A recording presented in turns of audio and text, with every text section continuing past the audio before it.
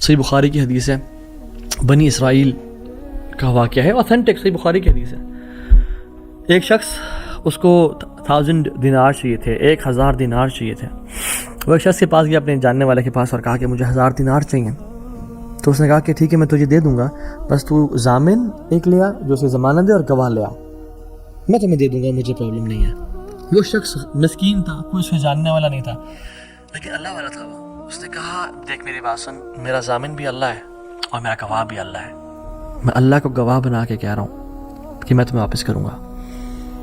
اس کو اس بندے کی تقوی پہ یقین آیا اور اس نے کہا کہ چلو میں دے دیتا ہوں، یہ اللہ کو گواہ بنا رہے ہیں، اتنا بڑا جھوٹا تو نہیں ہوگا۔ اور یہاں پہ آئی پاز، میرے بھائیوں بہنوں، پاکستان کے لوگوں، انڈیا، بنگلہ دیش، جہاں سے بھی لوگ دیکھ رہے ہیں، اللہ کا نام لے کے نہ کبھی کسی کو دھوکہ نہ دو۔ ویسے بھی دھوکہ کسی کو نہیں دینا چاہیے، لیکن اسپیشلی اللہ کی قسم کھا کے یا اللہ کا نام لے کے کسی کو دھوکہ نہ دو۔ یاد رکھیں جو اللہ کا نام لے کے سچ بولتے ہیں نا، اللہ تعالیٰ اس کی غیبی خزانوں سے مدد کرتا ہے، اور جو اللہ کا نام لے کے دھوکہ دیتا ہے لوگوں کو، اللہ اس کو تباہ و برباد کر دیتا ہے۔ تو اس شخص نے کیا کیا، اس نے کہا کہ میرا ضامن بھی اللہ ہے، میرا گواہ بھی اللہ ہے۔ تو اس نے دے دیا، اس نے کہا میں تجھے اللہ کے اس نام پہ تجھ پہ میں ٹرسٹ کرتا ہوں۔ یہ شخص پیسے لے کے اس نے کاروبار کرنا تھا، یہ چلا گیا۔ یہ جب کشتی میں بیٹھا، سوار ہوا، دوسری طرف اترا، اپنا کام شام کیا، واپس آیا، جو دن اور جو مقرر وقت آیا ہوا تھا، جب وہ کشتی پہ آیا واپس، ایک سمندر کے پار یہ شخص تھا، تو جو لاسٹ کشتی تھی وہ نکل گئی۔ یہ سر پکڑ کے بیٹھ گیا کہ میں نے تو آج وعدہ کیا تھا اور اللہ کو ضمانت دار بنایا تھا اور گواہ بنایا تھا، اب اگر میں آج اس تک مال نہیں پہنچاتا تو وہ کیا سوچے گا میرے بارے میں، اور اس کا تو ٹرسٹ اٹھ جائے گا، یعنی کہ میں نے اللہ کے نام پہ جھوٹ بولا اسے۔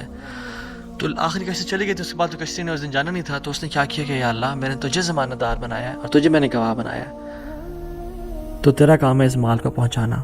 اس نے ایک ووڈ لاگ لیا، اس میں سوراخ کیا، اس میں اس 1000 دینار، سبحان اللہ، 1 دینار از اے گولڈ کوائن، اور آپ ایک گولڈ کوائن کی آج آپ ورتھ لگا لیں، ان لیکس، ان ملینز۔ اس نے کیا کیا، اس کو اس ووڈ لاگ میں ڈالا، پرچی لکھی اور اس میں ڈال کے نا بسم اللہ پڑھ کے آگے بہا دیا کہ اللہ تجھے میں نے ضمانت دار بنایا، تجھے میں نے گواہ بنایا، اب تیرا کام ہے اس کو۔ یہ شخص یہاں ویٹ کر رہا تھا اور یہ شخص اپنا مال لینے کا یہاں انتظار کرتا تھا، اور یہ شخص یہاں پہ کھڑا تھا، اس نے مال کو دے دیا۔ اور سبحان اللہ، اللہ تعالیٰ نے کیسا قادر ہے، کیسا قدیر ہے، اس نے اس ہواؤں کو رخ پھیر دیا، اور وہ بندہ وہاں انتظار کر رہا تھا، اور اس کے بندے کے پاس وہ ووڈ لاگ پہنچا، اور اس نے اس کو دیکھا، اس میں پرچی تھی، اور پرچی نکالی، اس کو کھول کے دیکھا کہ اس کے 1000 دینار تھے۔ وہ بڑا حیران ہوا کہ یہ مجھ تک کیسے پہنچے۔ خیر، یہ جو شخص تھا جس نے بھیجے تھے، یہ اگلے دن دوبارہ جو سب سے پہلی کشتی ملی اس پہ روانہ ہوا اور اس بندے کے پاس پہنچا، اور 1000 دینار لے کے الگ سے کہ پتہ نہیں وہ پہنچے نہیں پہنچے، میں اس کو اس کا حق تو دے دوں۔ اس نے کہا کہ یہ تمہاری امانت، معذرت تھوڑی تاخیر ہو گئی مجھ سے۔ کہتے ہیں تو کل تم نے مجھے پیسے نہیں بھیجے؟ کہتے میں نے بھیجے۔ پھر اس نے کہا جس رب پہ تو نے توکل کیا ہے نا، جس رب کو تو نے ضمانت دار بنایا تھا، اس رب نے تیرا مال مجھ تک پہنچا دیا، مجھے اس مال کی ضرورت نہیں ہے۔ ہم کیوں بات پہ پریشان ہوتے ہیں؟ کیا کمی ہے ہماری زندگی میں؟ شاید توکل کی کمی ہے، قرآن پڑھنے کی کمی ہے، عبادات کی کمی ہے، حلال اور حرام کی پرواہ کرنے کی کمی ہے، نظروں کی حفاظت کرنے کی کمی ہے۔ ہماری زندگی میں کچھ کمی ہے جس کی وجہ سے ہم اللہ تعالیٰ کے اس اللہ تعالیٰ کے ناموں کی وجہ سے ہم we are not living to our fullest. Allah تعالیٰ کے نام جو مسلمان جانتا ہو کہ میرا رب میں یہ کوالٹیز ہیں، اور یہ تو صرف 3 ہیں اور ہزاروں ہیں اس کے علاوہ، وہ کیسے بات پریشان ہو سکتا ہے؟ وہ کیسے انزائٹیز اور پریشانی سے گزر سکتا ہے؟ اس کو پتہ ہے کہ میرا رب ہر چیز پر قادر ہے۔ قل هو القادر على ان يبعث عليكم عذابا من فوقكم، وہ قادر ہے کہ اس بات پہ کہ تم پہ عذاب لے آئے۔ ان المتقین فی جنات ونہر فی مقعد صدق عند ملیک مقتدر، عند ملیک مقتدر، وہ مقتدر بھی ہے، وہ ہر چیز پر قادر ہے۔ تبارک الذی بیدہ الملک وهو على كل شیء قدیر، وهو على كل شیء قدیر، وہ قادر بھی ہے، قدیر بھی ہے، مقتدر بھی ہے۔ تو پریشانی کس بات کی ہے؟ جب ہمارا رب ہے اور وہ ہر چیز کو کنٹرول کر سکتا ہے، اور ہم اگر اللہ والے بن جائیں تو پھر آپ یقین جانیں کوئی مسئلہ نہیں رہے گا۔ ہر پریشانی کو وہ آسانی میں ایسے بدل سکتا ہے، اس نے صرف کن کہنا وہ بدل جائے گا، صرف ہماری نیت صاف ہونی چاہیے، نمبر 1۔ اور number 2، second principle to live a wonderful life and to live a happy life is, جو بھی نیکی کریں اس کی اجر کی کی امید صرف اللہ سے رکھیں. پھر دیکھیں اللہ کی قدرت کے مناظر کیسے دکھاتا ہے آپ کو. پہلی پرنسپل کیا تھا؟ اپنی نیت کو ہمیشہ صاف رکھیں. اللہ تعالیٰ کے لیے کام کرنا، جھوٹ نہیں بولنا، دھوکہ نہیں دینا، فریب نہیں کرنا. ہم نے اللہ کے لیے اپنے ہر کام کو کرنا ہے، اللہ کی رضا کے لیے کرنا ہے.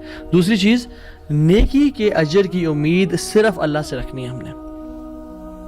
اور پھر دیکھیں اللہ تعالیٰ کیسے آپ کے دروازے کھول دیتا ہے. ایک میں آپ کو سچا واقعہ سناتا ہوں کہ اگر انسان اگر نیکی کرے نا کسی کے ساتھ، یا اللہ تعالیٰ کے سامنے نیکی کرے، تو لوگوں سے امیدیں رکھیں لوگ مجھے واہ واہ کریں، بڑا نیک انسان ہے، بڑا دین کام کر رہا ہے، بڑا عبادت گزار ہے، یا بڑا نہ صرف اللہ سے امید رکھیں.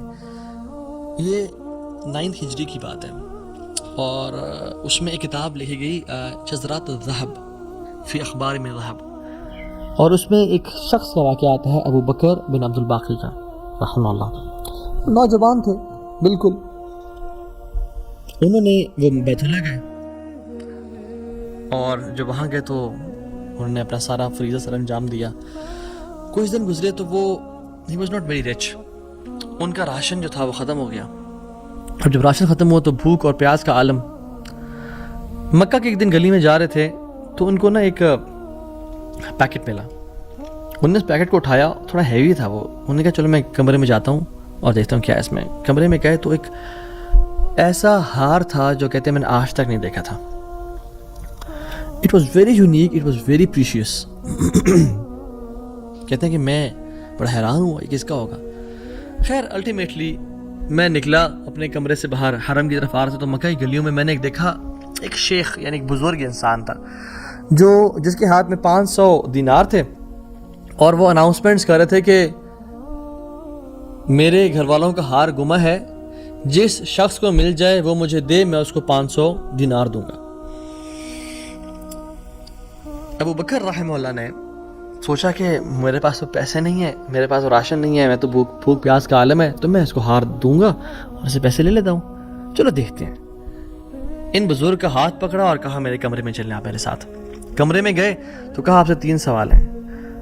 آپ اس پیکٹ کی نشانی بتائیں، جس چیز سے اس پیکٹ کو باندھا گیا اس کی نشانی بتائیں، اور اس ہار کی نشانی بتائیں. صرف 3 نشانیاں بتا دیں، میں آپ کو وہ دے دوں گا. جیسے ہمیں کوئی چیز ملے تو ہم کہتے ہیں کہ آپ یہ 3، اور اگر کوئی انسان کھوٹا ہوتا ہے نا تو وہ کہتے ہیں مجھے 50 نشانیاں بتائیں یا مجھے 60 نشانیاں بتائیں، اور کوشش کرتے ہیں ایک نہ ایک غلط بتا ہی دے گا تو ہار میرا ہو جائے گا. لیکن ہی وہ سنسیئر. انہوں نے کہا 3 نشانیاں. پیکٹ کیسا ہے، اس کو کس چیز سے باندھا گیا، اور اس کا ہار کیسا ہے. تو انہوں نے کہا پیکٹ ریشم کا ہے. انہوں نے کہا بالکل ٹھیک ہے آپ نے. انہوں نے کہا کہ جو پیکٹ جس چیز سے پیکٹ کو باندھا گیا ہے وہ بھی ریشم کا دھاگا ہے. انہوں نے کہا بالکل ٹھیک ہے آپ نے.